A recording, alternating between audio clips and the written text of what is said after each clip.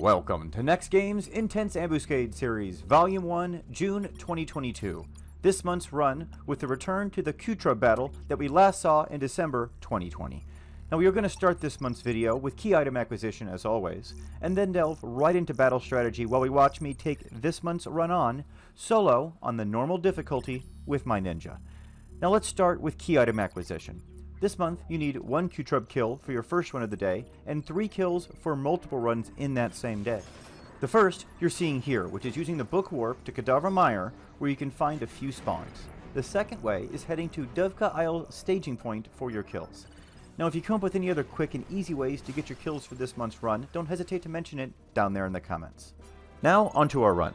This month's run is against a Bozzetto Bigwig. Now he's going to be the only mob on the battlefield at the start of your run, as you're seeing here. Make sure you buff as usual, and then start fighting him, and you'll notice him using the usual Qutrub abilities, up until about 80% hit points. So the beginning of your run should be fairly easy. Now at 80% hit points, he will summon adds depending on the difficulty that you're on. Now on the very easy difficulty, he's going to summon just a single Tormentor add, which is a Dark Knight. Now on the easy difficulty, he's going to add in a second add, a Black Mage Astrologer. On the normal difficulty, a third add will be added, a Dark Knight Tormentor, so a second Dark Knight. Now on the difficult difficulty, a second Astrologer will be added, so now a total of 4 adds. And on the very difficult difficulty, a third Tormentor will be spawned for a total of 3 Dark Knights and 2 Black Mages. Now once these adds are spawned, you must immediately stop doing damage and start killing the adds instead of the Bigwig.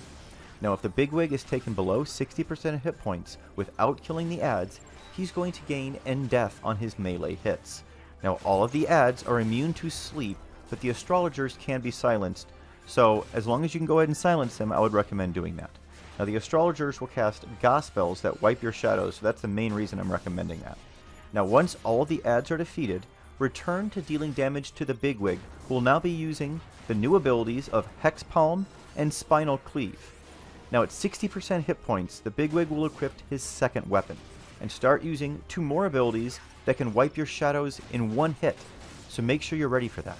Those 2 abilities are Unblessed Jembaya, which is a 15-foot AoE drain which will entirely remove your shadows, and Jani Ryodun, which is a conal damage, stun, and single dispel ability that will remove 5 shadows. Now at 50% hit points, he's going to use Perfect Dodge, which is a perfect time to rebuff if needed.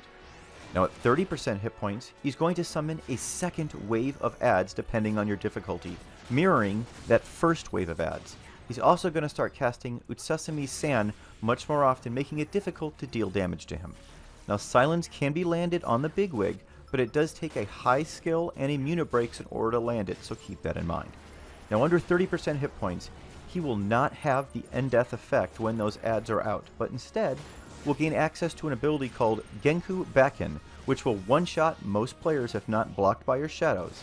Now it does have a fairly long readying time, making it possible to run out of its 10-foot range, but that can be risky, so it's going to be just kind of how it is you want to take this one on. Now in the very difficult difficulty, the Bigwig will also gain access to an ability called Enforce, which is an AoE drain ability that returns far more hit points than that are drained. And this can make the fight go on much longer or really indefinitely, so a common strategy is for all players in range to have the lowest hit point total possible. Some of them are even recommending single-digit hit points, as it will not drain more hit points than you have. Also note that under 30% hit points, the adds gain access to an ability called Triple Reversal that can drain upwards of 30,000 damage from anyone that it lands on. Now this is activated when any one player has more than 3 mobs that have hate on them, so this can come into effect on the easy difficulty and higher, so always keep it in mind and split up those mobs if at all possible when coming up with your strategy. That brings us to the strategies. How is it we deal with all this craziness this month? Well, for solo players, it's relatively easy on any of the lower 3 difficulties this month. I recommend a Trust Tank or 2 to split up the adds, and then your usual party buffers. You want to Shadow Tank the Bigwig for the entire run, which should not be a problem with the amount of damage that you are doing, and allow your extra tanks to take hate on those adds when they spawn, so that no more than 3 are on any one person at a given time. I recommend Valnariel and Archiv for this if tanking on the normal difficulty, as you see me doing right here. Now on the easy and very easy difficulties, you can get away with just Val and Ariel. Now I recommend taking out both groups of ads as they spawn, just to avoid all that nastiness that I mentioned earlier in this video. But there is time to be gained if you want to try and leave them alive while you shadow tank and try and take out the bigwig before any of those nasty abilities go off. The choice is yours of whether or not you want to take that risk. Now in regards to party setups, there are a lot of options this month. One is a mewing strategy, where your paladin will kite the first set of ads, while the DDs shadow tank that main boss. Now at 30% hit points, the paladin holds all mobs, while the summoner will spam mewing lullaby to prevent any abilities from going off, especially that triple reversal, while the DDs finish off that main bigwig. Now a second strategy for taking this month's run on is very similar to the first, but without a summoner. Now without mewing lullaby, the DDs are going to need to kill that bigwig very quickly and before any triple reversals go off, so that last 30% needs to go as quickly as possible. Now it's riskier than the first, but it's definitely the fastest way to take this month's on. Now the third strategy is the slowest, but also the most reliable, and it mirrors my solo strategy of taking out all of the ads whenever they spawn, while someone blink tanks or kites the bigwig. Now if this is done this month, the run is fairly straightforward for a group, though it may take a bit longer than some are used to during their very difficult runs. That's going to be about it for this month's run and the information I have to go over. There's lots of ways to take it on, so it should be a pretty versatile month for many jobs to get some action. Let's see how the rest of my normal battle example goes. Enjoy the run, everyone.